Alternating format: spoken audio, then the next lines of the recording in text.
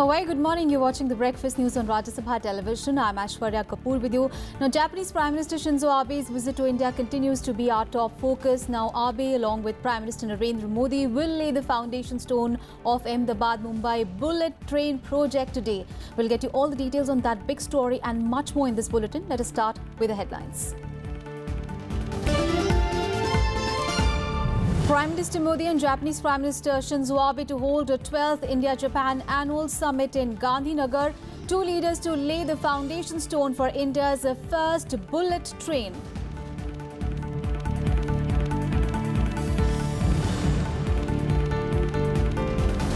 India submits written pleadings to International Court of Justice hearing Kulbhushan Jadhav case. India has accused Pakistan of violating the Vienna Convention.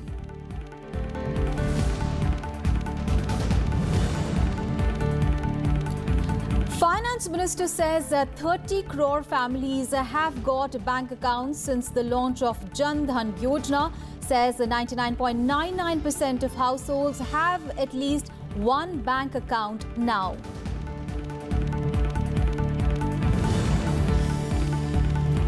Centre to grant citizenship to 1 lakh Chakma and Hajong refugees, but citizenship may not entitle them to rights enjoyed by scheduled tribes in Arunachal Pradesh.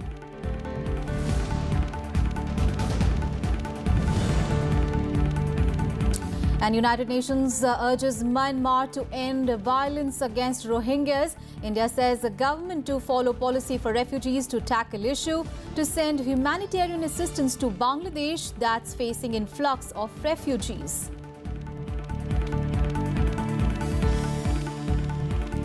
Our top story today, Prime Minister Narendra Modi and his Japanese counterpart Shinzo Abe will lay the foundation stone for the high-speed bullet train project between Ahmedabad and Mumbai. Shinzo Abe arrived in Ahmedabad yesterday to a warm welcome. The two leaders will also hold the 12th India-Japan annual summit meeting at Gandhinagar today. Now, several agreements will be signed following this meeting.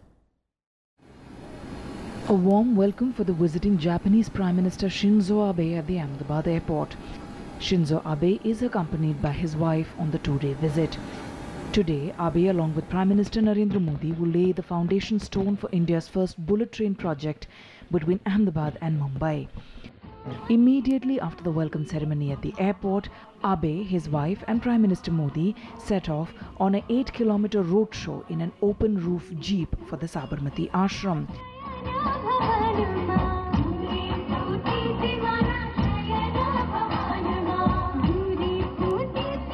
The visiting dignitaries in Indian attire during their visit to the ashram. Abe and his wife paid homage to the father of the nation and spent nearly 25 minutes there. Later, they visited the iconic medieval-era mosque Sidi Sayyid, an architectural marvel known across the world for its intricate stone lattice work, locally known as jalis.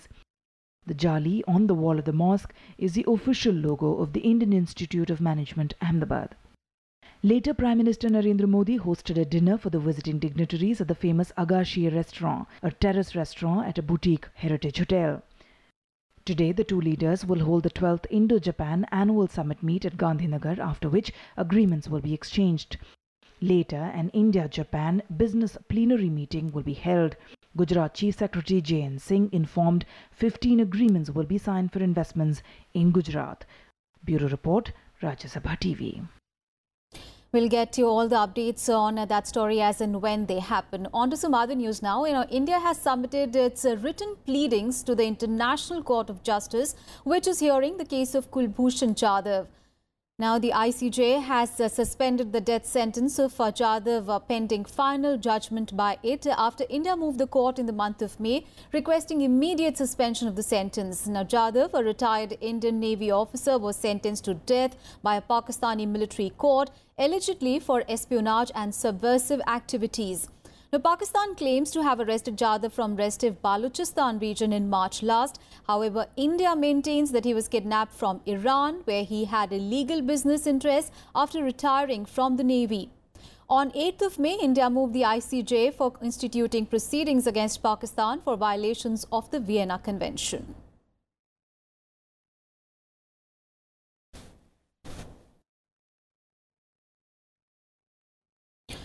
News from Jammu and Kashmir now. 5 persons, including 2 BSF jawans, were injured in firing and shelling by the Pakistani troops in violation of ceasefire along the international border and the line of control and in Jammu and Poonch districts. The attack prompted forces to retaliate.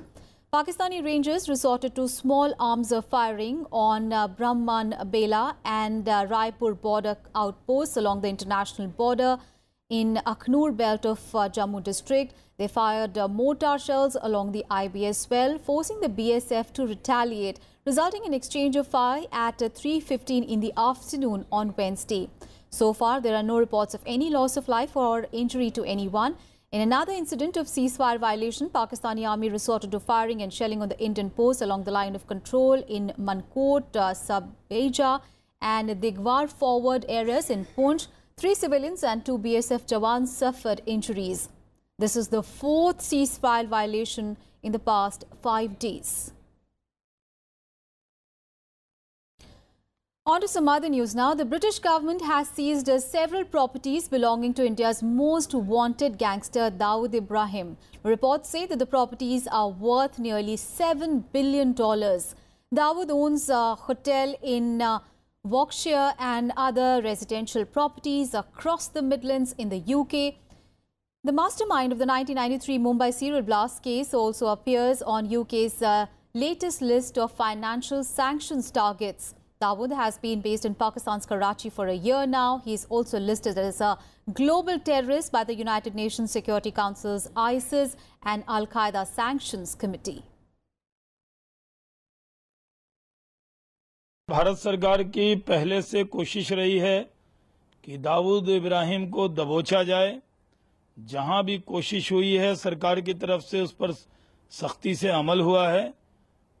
दबाव Dubai में भी बनाया है और UK में भी दाऊद इब्राहिम की property जब्त। एक बड़ी खबर है कि जो देश के खिलाफ होगा, जो देश के खिलाफ द्रोह करेगा, वो दुनिया में कहीं भी छुपा हो, भारत सरकार उसको छोड़ने वाली नहीं है। The Home Ministry has cleared the citizenship for over 1 lakh Chakma, Hajongs, Buddhists and Hindus who fled to India in the 1960s. The Supreme Court has directed the government to do so in 2015 as the refugees have been settled in India for more than 5 decades now. The move comes amid the ongoing Rohingya Muslims exodus from Myanmar, whom India has decided to deport. The government has decided to grant citizenship to nearly 1 lakh Chakma and Hajong refugees. They had come to India from the erstwhile East Pakistan 5 decades ago and are living in Arunachal Pradesh since then. The decision was taken at a high-level meeting convened by Union Home Minister Rajnath Singh and attended by Arunachal Pradesh Chief Minister Pema Khandu, Union Minister of State for Home Kiran Rijiju and National Security Advisor Ajit Doval. However, citizenship will not entitle the refugees to the rights enjoyed by scheduled tribes in Arunachal Pradesh. They may be issued inner-line permit to travel and work, but no land rights. उनका जो मानव अधिकार है उसको ध्यान में रखते हुए supreme court का ऑर्डर भी है। सुप्रीम कोर्ट ने कहा है कि चकमा हाजोंग्स को सिटीजनशिप देने का निर्देश जारी किया है। फिर भी भारत सरकार अरुणाचल प्रदेश का जो इंडिजिनस पॉपुलेशन है, वहाँ के स्थानीय लोगों का जो संवैधानिक हक है, उसको किसी भी तरह से हनन नहीं होने देंगे। We will protect the rights of the indigenous people of Arunachal Pradesh. The Chakmas and Hajongs were originally residents of Chittagong Hill Tracts in erstwhile East Pakistan. They left their homeland when it was submerged by the Kaptai Dam project in the 1960s. The Chakmas, who are Buddhists, and the Hajongs, who are Hindus, also allegedly faced religious persecution. The Centre's initiative is also in line with the Supreme Court directive of 2015. It comes at a time when the government has been criticized for its plans to deport Rohingya Muslims who crossed over to India due to alleged persecution in Myanmar. On Wednesday, human rights groups and activists held protests outside the Myanmar embassy in New Delhi.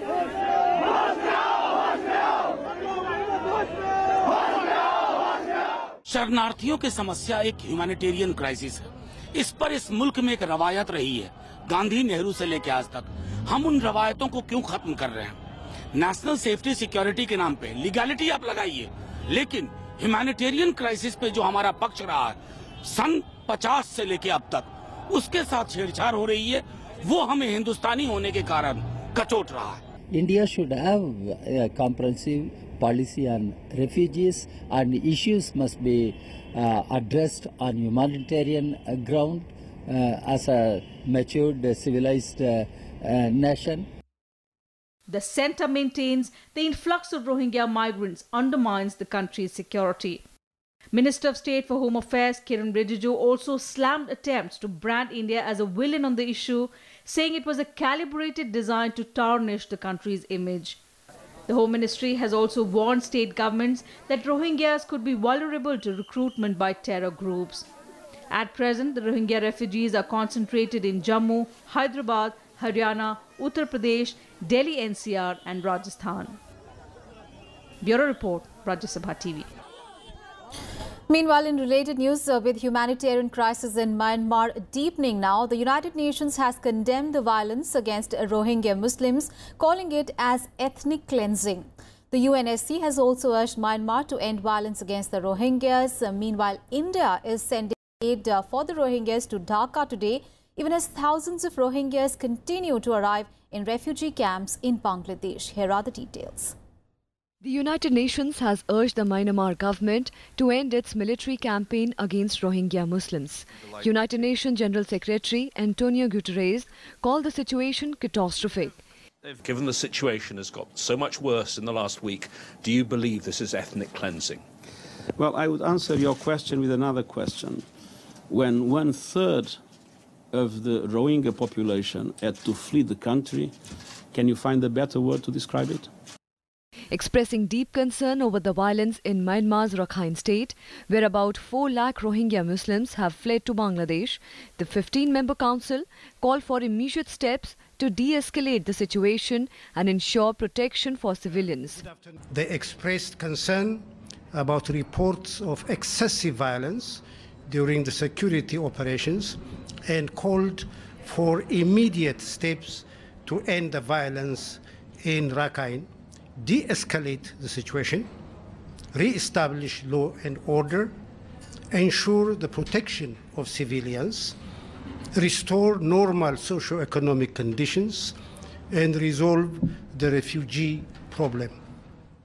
As per the United Nations, around 40,000 Rohingya Muslims have settled in India and nearly 16,000 of them have received refugee documentation. Last week, Home Minister Kiran Rijiju had said that Rohingya were illegal immigrants and stood to be deported. Prime Minister Narendra Modi, during his Myanmar visit, had said that India shares Myanmar's concerns over the violence in Rakhine state. Minister of State for External Affairs V.K. Singh now says that India will follow its policy for refugees to tackle the Rohingya issue. The government will go as per the policies they have made and how to deal with the refugees when the situation is good enough for them to go back to their homes. Nobody wants to stay as a refugee. India will be sending a consignment of humanitarian assistance to Bangladesh today for Rohingya Muslims. This comes days after Dhaka briefed New Delhi about the problems faced by it due to the influx of refugees. Facing criticism for handling of the situation, Myanmar State Councillor Aung San Suu Kyi has decided to skip the United Nations General Assembly next week to tackle the crisis at home. She will speak to the nation in a televised address on September 19th. As politics escalates over the issue, thousands of Rohingyas continue to arrive at camps in Bangladesh, walking along canals and even through waters to save their lives. Large refugee camps have been erected in Kutupalong near the Bangladesh city of Cox's Bazar.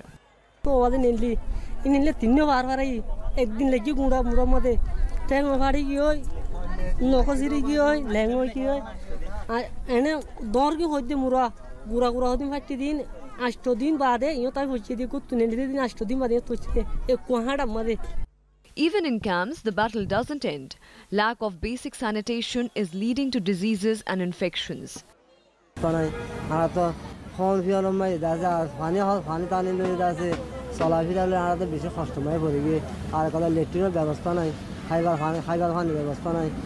Violence in Myanmar began on August 25th after Rohingya fighters attacked police posts, prompting a military crackdown on the community, forcing them to flee the country.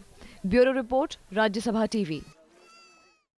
On to some other news now. Finance Minister Arun Jaitley said on Wednesday that zero balance accounts under the Prime Minister Jan Dhan Yojana have come down to 20% from 77% in 3 years.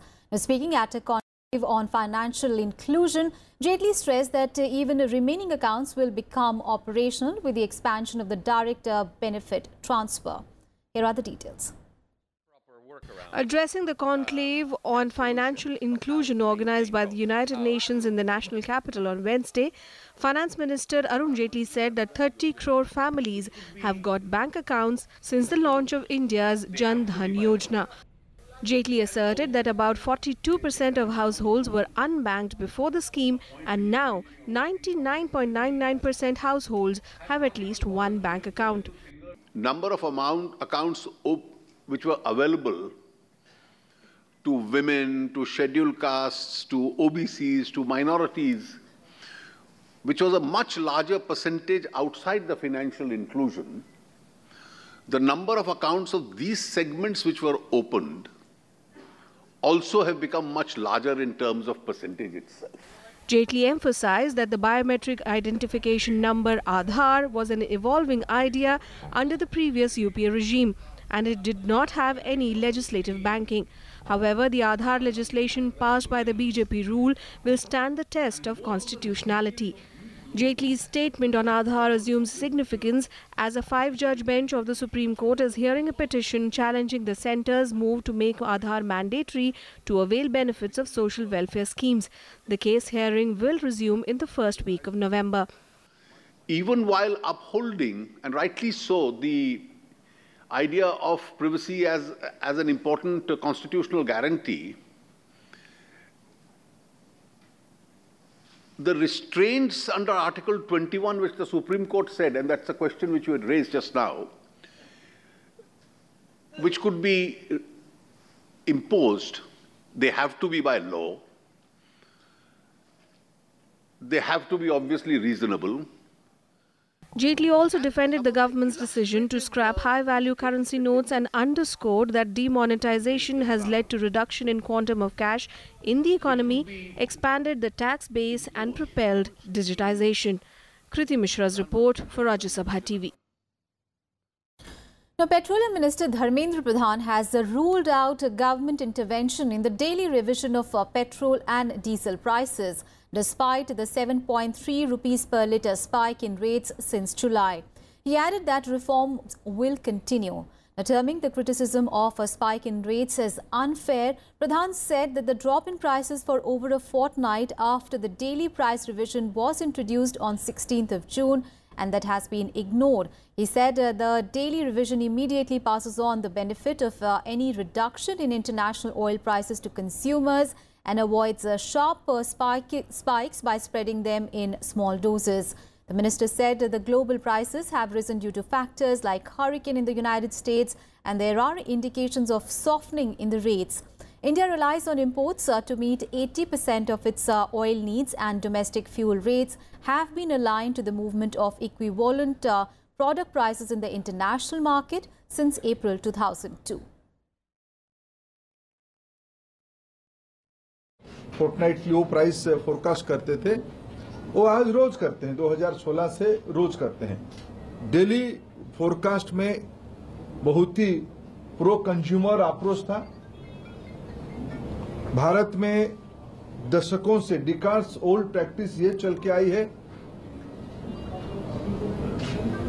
Bharat की बाजार में price क्या होगा उसकी एक international commodity होने के कारण अंतर्राष्ट्रीय बाजार में प्रोडक्ट प्राइस जो होगा उसी को भारत के बाजार के साथ टैक्स वगैरह के साथ जोड़ते हुए दिया जाएगा।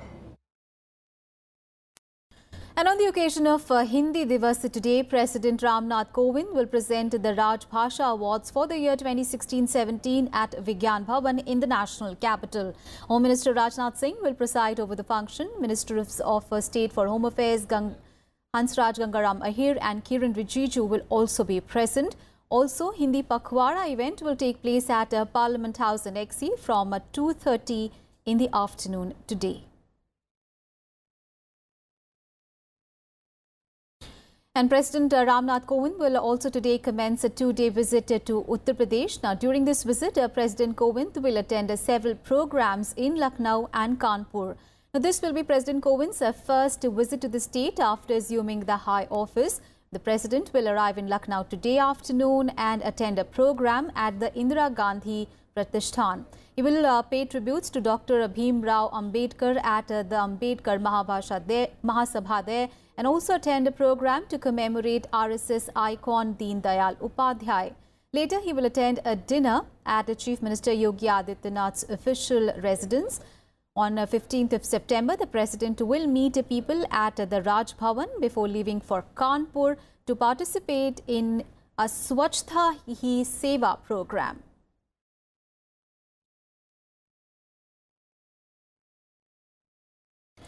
And many union ministers called on Vice President M. Venkaiah Naidu in New Delhi on Wednesday. Prominent among them was the Union Defence Minister Nirmala Sitharaman. Others who met the Vice President included Minister of State for Skill Development and Entrepreneurship Anant Kumar Hegde, the Minister of State for Agriculture and Farmers Welfare Gajendra Singh Shekhawat, and the Minister of State for Women and Child Development Dr. Virendra Kumar.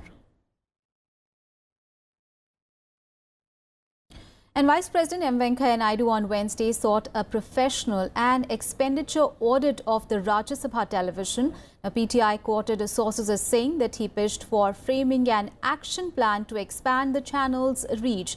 Now, during a 1.5-hour-long review of the Rajya Sabha television, Vice President M. Venkaiah Naidu, who is also the chairman of the Rajya Sabha, made queries regarding reach of the channel, the manpower utilization, expenditure under various heads, mandate of the channel and its content. He also directed a comprehensive professional and expenditure audit.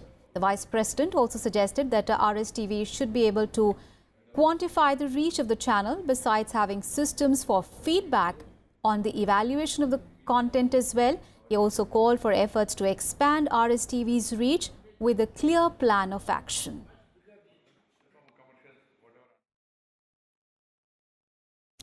All right, let's get you some international news. South Korea said on Wednesday that traces of radioactive xenon gas were confirmed to be from a North Korean nuclear test earlier this month. However, it was unable to conclude whether the test had been for a hydrogen bomb, as Pyongyang has claimed. North Korea conducted its sixth nuclear test on 3rd of September. Prompting the United Nations Security Council to step up sanctions with a ban on reclusive regimes' textile exports and a cap on fuel supplies as well.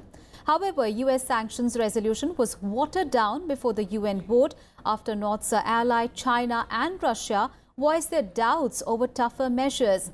North Korea has called the sanctions illegal, threatening the United States with the greatest pain and suffering. US President Donald Trump says that the UN sanctions was just a small step towards what is ultimately needed to rein in Pyongyang over its nuclear and missile programs. US is also looking for support from its allies as well as other nations, as well as from China and Russia, to diplomatically isolate Pyongyang. Every day we wake up, we understand that that is our most critical objective.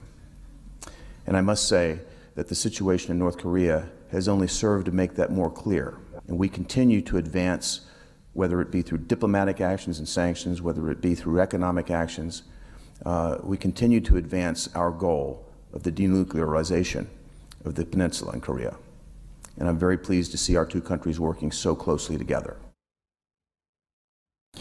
News from the United States now. Hurricane Irma evacuees have begun returning to the storm-ravaged Florida Keys, only to find their homes ripped apart and businesses coated in debris. An estimated 25% of all the dwellings here have been destroyed. Meanwhile, the death toll from Irma climbed to more than 78, including 36 in the United States. Irma was ranked as one of the most powerful Atlantic storms on record and the second major hurricane to strike the U.S. mainland this season. In Florida and nearby states, some 5.8 million homes and businesses are still without power. though this is down from a peak of about 7.4 million on Monday. Florida residents are also dealing with extensive property damage and flooding. Several major airports that had halted passenger operations resumed with limited service, including the Miami International Airport. Meanwhile, Britain, the Netherlands and France have also stepped up aid to their respective territories in the Atlantic that were ravaged by Irma. Above all, it's very good news that just in the last couple of hours, we're putting another £25 million into immediate effort. And of course it needs it massively. You can't but be affected by the scale of the devastation that the people of Anguilla have endured. But that is going to be short-term work. What we need to think about now is how, as UK, we can underline our commitment to these overseas territories and get them back on their feet for the long term. Time for some sports news now. Paris will host the 2024 Olympics, while Los Angeles will host it in 2028. The Evaluation Commission of the International Olympic Committee has given the formal go-ahead to its bid on Wednesday. Los Angeles had originally bid for 2024, but because of the new date, it had to make some changes and to make the host contract. The IOC decided in July to award both the games at the same time, following the withdrawal of 4 of the 6 cities bidding for the 2024 Olympics, amid concerns about the size, cost and complexity of organizing the world's biggest multi-sports event. You have seen 2 games who really represent games with sustainability and feasibility, and you have seen 2 great projects full of passion, full of love for sport, the Olympic Games, and a great commitment to the Olympic movement. As there's no Olympics on the operational side since after Sydney, or maybe including Sydney, that's lost money on operations. It's always on the infrastructure, and that's where overly ambitious cities and mayors, I think, have been as responsible as anybody else for making these games have sometimes tough reputation. We are very proud and very happy for our country, for my city, of course. But when Paris wins, France win also.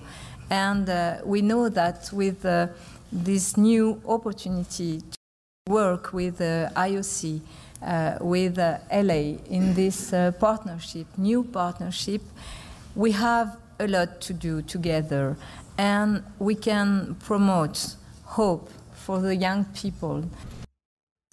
News from the badminton court now, and at the Korea Super Series tournament today, Parupalli Kashyap, Sai Praneeth and Samir Verma will play their second round matches in the men's singles.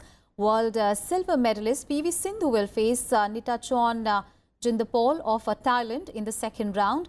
In the men's double, Swastik Sairaj, Ranki Reddy will also play their second round today. On Wednesday, India's PV Sindhu defeated Hong Kong's Cheung Ngan Yi 21-13, 21-8 in the women's singles. In the men's singles, Kashyap defeated Chinese Taipei's Xiu Zhen Hao 21-13, 21-16, and Sai Praneeth beat Hu Yung of Hong Kong 21-15, 21-10. While another teammate Samir Verma defeated Tangon Sapsuk 21-13, 21-23, 21-9. And that's it from me and my team in this edition of news. Thanks so much for watching. Have a good day ahead.